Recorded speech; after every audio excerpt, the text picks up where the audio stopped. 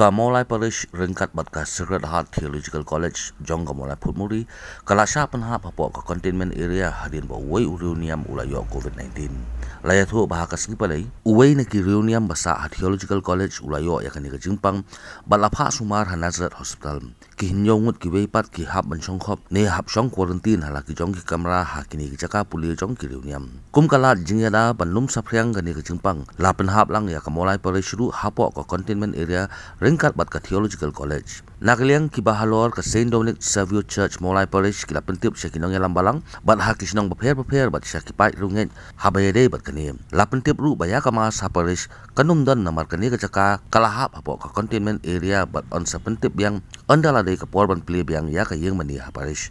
Naduk menin ba la pena orang bat sinong hanne bat video ru bat pe ya maulai.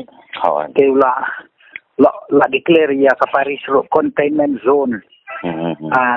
Nadu menin hadu uang yami hadu sansmi ngin skin sawan ki doktor ban tes. Kini ngimlong masuk ngimlong dia sensio nadu menin janmit hadu lese sni balang kunto.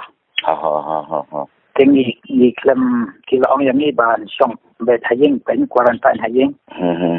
Ngimlong shu ban lechana shanoro. Okay. Isu don bawa panum ketai reiki sya Sacred Heart tela don bayo positif kan.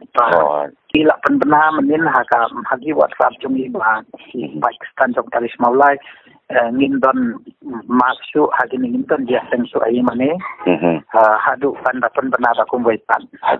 Teki la kalian jumi doktor ke sawan kontak yani menin bawang din sawan lasni ba basket sawan tes yani ladang ilong baro pomton cing saktai kini sedang yang normal program hang ni.